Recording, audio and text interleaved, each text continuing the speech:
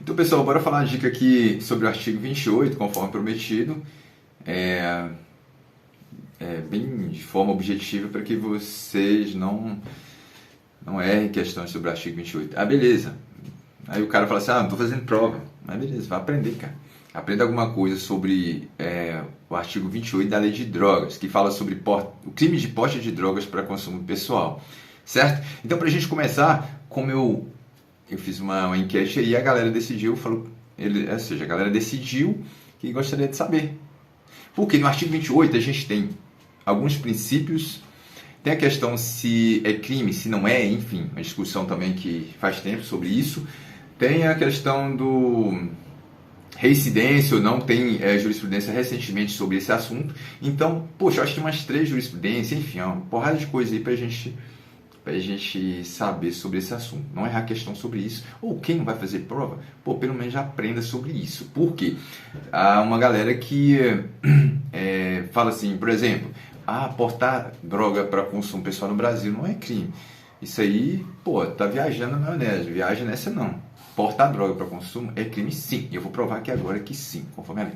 Pois bem, o artigo 28 da Lei de Drogas, ele está dentro do rol dos crimes das penas, no capítulo 3 da Lei de Drogas. Portanto, assim, pelo princípio da legalidade da taxatividade, por si só, se já está no capítulo dos crimes, então é crime por portar droga para consumo pessoal, certo? Mas aí houve uma discussão, a galera falando que não era, que era, enfim, aquele vucu-vucu todo. E essa discussão, para a definição da natureza jurídica do artigo 28, chegou até o Supremo Tribunal Federal. E nesse contexto, várias correntes discorriam sobre o assunto, sobre a natureza jurídica do artigo 28. Então, a primeira corrente aduziu o seguinte, que, na verdade, houve uma descriminalização substancial, ou seja, um abolício crimes do artigo 28, que para essa primeira corrente não seria crime, certo? Houve um abolício crimes. Primeira corrente. Essa corrente ficou fora. Ela esse não foi aceito, ou seja, a primeira corrente falou que ocorreu abolício crimes. A segunda corrente aduziu que é o seguinte, que houve uma descriminalização formal, ou sui generis. Essa segunda corrente ela foi sustentada pelo professor Luiz Flávio Gomes, grande jurista. Então o que acontece? Também não prosperou, nem a primeira corrente nem a segunda prosperou. A terceira corrente, essa sim prosperou, é a majoritária. Sustentou que é o seguinte, na verdade, houve uma despenalização e não uma descriminalização, conforme as correntes anteriores mencionavam, certo? O professor Luiz Flávio Gomes mesmo, na segunda corrente, ele aduzia que era o seguinte, que pelo fato de não ter uma pena privativa de liberdade no artigo 28, então por isso que seria uma descriminalização formal, sui generis, certo? Mas então, o que prevalece? Se vier uma pergunta na tua prova, qual a natureza jurídica do artigo 28 da Lei de Drogas, portar droga para consumo pessoal? A resposta é, houve uma despenalização e não uma descriminalização, certo? Isso aí, corrente majoritária, já ratificada pelo Supremo Tribunal Federal.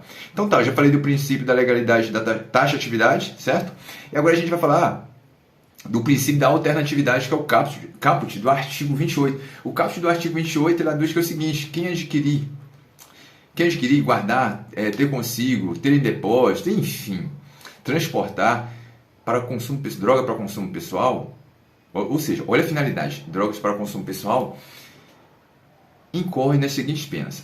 Então, eu tenho um bizu que eu passo para a galera, é o seguinte, o bizu chama APM. APM são as penas do artigo 28. A advertência sobre os efeitos das drogas. Essa advertência ela é aplicada de imediato, certo? É a única pena que é aplicada de imediato no que tange ao porte de drogas para consumo pessoal. P é prestação de serviço à comunidade, certo? Prestação de serviço à comunidade. E M é a pena de medida educativa de comparecimento a programa ou curso educativo, certo? Então tá, as primeiras penas, as 3, a PM. Tá. E dentro do artigo 28 também tem a modalidade equiparada. Só que aí são outros verbos. Só que aplica o princípio da alternatividade também à modalidade equiparada, Fabiano? Sim, a modalidade equiparada do artigo 28 é o seguinte, é quem semeia, cultiva ou colhe drogas, mesmo que seja em pequena quantidade para consumo pessoal. Configura o crime do artigo 28? Sim, aplica as mesmas penas? Sim. Entretanto, pessoal, é o seguinte, eu quero falar de uma jurisprudência de 2022 do Supremo Tribunal Federal sobre esse assunto. O Supremo Tribunal Federal chegou, foi no STJ, a quinta turma, decidiu que o Poder Judiciário não tem competência para conceder salvo-conduto para que o indivíduo faça plantio de cannabis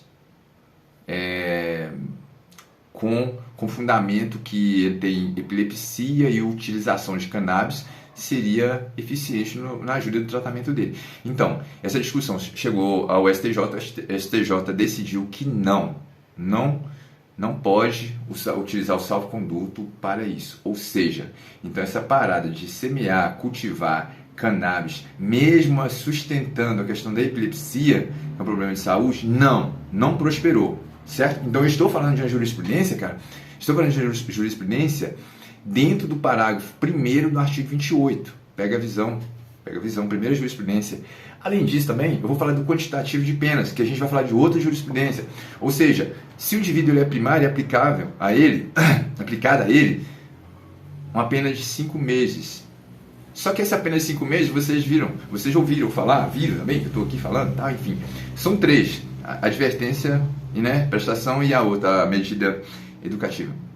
O que acontece? Então as duas, tanto a medida educativa e a prestação de serviço à comunidade, se o cara é primário, vai aplicar a ele prazo de 5 meses, certo? E se o cara for reincidente, vai aplicar a ele 10 meses. Então aqui que eu quero falar da outra jurisprudência. Sim, quero falar da jurisprudência e mais um princípio, é o princípio da proporcionalidade. Ou seja, o STF entendeu que é o seguinte, que não pode utilizar da reincidência dos crimes previstos no artigo 28 para majorar a pena.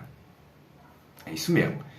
Haja vista que, se utilizasse tal fundamento, violaria o princípio da proporcionalidade. Pegou a visão?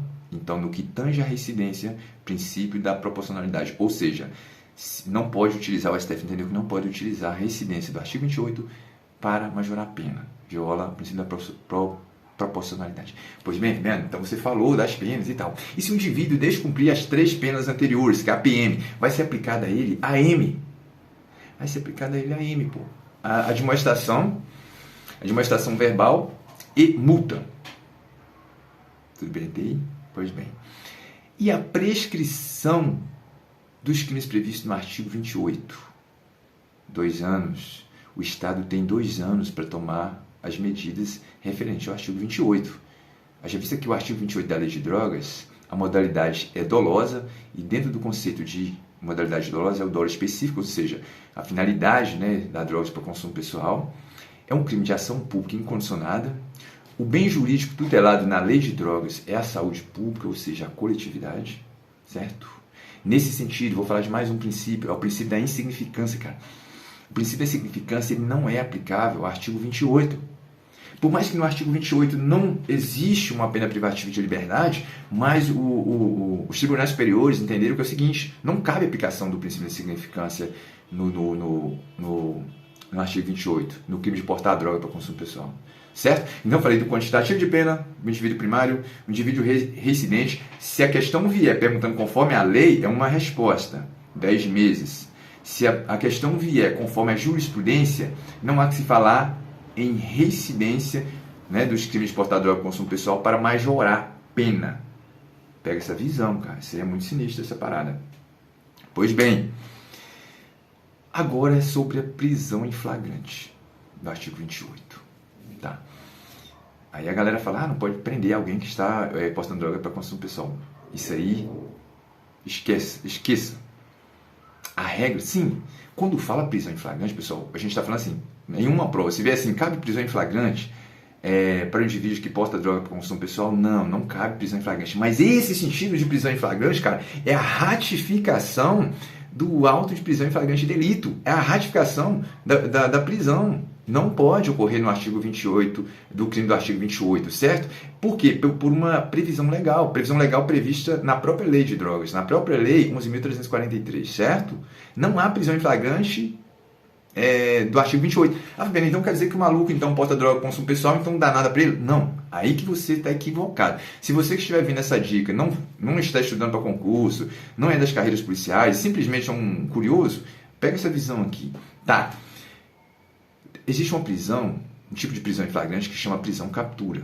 Essa prisão captura, a polícia militar, por exemplo, ela pode fazer essa prisão em captura. E o indivíduo que está portando droga para consumo pessoal, ele pode sofrer esse tipo de prisão captura? Pode, cara.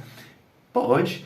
O indivíduo, a polícia militar vai fazer a prisão em flagrante na modalidade captura, fazer o termo circunstanciado de ocorrência. Tá vendo? O que é termo circunstanciado de ocorrência? TCO, previsto na Lei 9.099/95, Lei dos Juizados Especiais Criminais. Certo? E aí, quais crimes que cabe TCO? Artigo 61 fala que é o seguinte: os crimes cuja pena não seja superior a 2 anos cabe TCO, com exceção dos crimes previstos na Lei Maria da Penha. Não viaja não. Lá a Maria da Penha é outra parada. Lá trata, tem um tratamento especializado, certo? Então tá. Pois bem, só que na própria Lei 9.099 você está falando que não cabe a prisão em flagrante. Lá fala que se o indivíduo ele não consentir em comparecer à audiência, pode lavrar o auto de prisão em flagrante, fazendo uma interpretação, porque fala assim, não há prisão em flagrante se o indivíduo consentir, comparecer aos procedimentos, tal, com as paradas todas. Os outros crimes de menor potencial ofensivo, se o maluco ele não quiser comparecer à audiência, sim, lavrar-se-á, usei até mesóclise aqui, caralho, lavrar-se-á o auto de prisão em flagrante delito, pô. Auto de prisão em flagrante delito nos outros crimes de menor potencial ofensivo. Todavia, a conjunção adversativa, o que acontece? O crime do artigo 28, cara, não cabe. Mesmo se o maluco falar que não vai consentir, não vai comparecer à audiência, não pode lavrar o auto de prisão em flagrante delito dele. Ou seja, ele vai ser, se porventura a polícia militar deparou com o indivíduo postando droga para consumo pessoal, vai fazer a prisão na modalidade capturou ele, fez o TCO, libera ele e marca a audiência, paga as paradas. Ah, não vou assinar o TCO. Pô, vai lavrar o APF dele? Não. Certo? Mas se ele descumprir as penas, a PM lá, o juiz pode aplicar nela de demonstração e a multa. A multa, cara, respeitando mais um princípio, o princípio da proporcionalidade. Pode ser de um salário mínimo até 100 salários mínimos. Certo? Vejo que é isso que tem que falar sobre o artigo 28. Falei de princípios, falei de despenalização, ou seja, ocorreu a despenalização, falei do tempo de prescrição, penas de reincidência, falei que não cabe salvo-conduto no caso para plantio, mesmo que o indivíduo fundamente a questão do tratamento da epilepsia, não cabe. Falei também, deixe-me ver aqui, é isso mesmo, quero só fazer um OBS final aqui. Beleza, não cabe prisão em flagrante delito. E se o indivíduo estiver conduzindo um veículo automotor, fazendo consumo de substâncias, de droga, bizu, a polícia abordou o indivíduo e ele inclusive falou, não, aqui eu vi até uma dica lá que o artigo 28 fala que não cabe prisão em flagrante delito. E aí, se o indivíduo estiver conduzindo um veículo automotor com cigarro, fumando baseado, droga para consumo pessoal, você pode jogar ele no 28 ou no 306 do CTB? 306 do CTB, cabe prisão em flagrante, não pelo uso e consumo de drogas, mas conduzir veículos sob substâncias entorpecentes. Ah, bem, mas precisa de etilômetro? Provar não tem como, né, pô? Aí tem uma resolução do CONTRAN, o número da resolução, eu acho que é 432 do CONTRAN, lá fala alguns requisitos, 2 requisitos, se preenchidos configura o tipo penal de embriaguez da direção do veículo automotor. Dentre eles está olhos avermelhados, andar cambaleante, fala desconexa, enfim. Se o policial colocar duas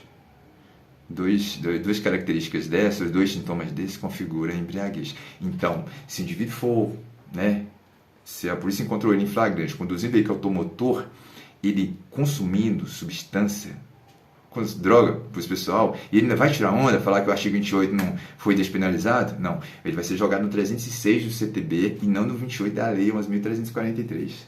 Pegou a visão? Lá no 306 do CTB cabe prisão em flagrante, é um crime fiançável, a CNH dele fica suspensa e pode ser até cassada.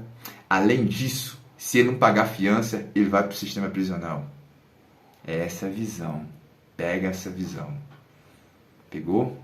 Então é isso aí, valeu. A próxima dica eu vou falar sobre o que configura drogas para consumo pessoal e drogas para o tráfico de drogas, ou seja, o que o juiz vai analisar diante do caso concreto. Espero que isso ajude você.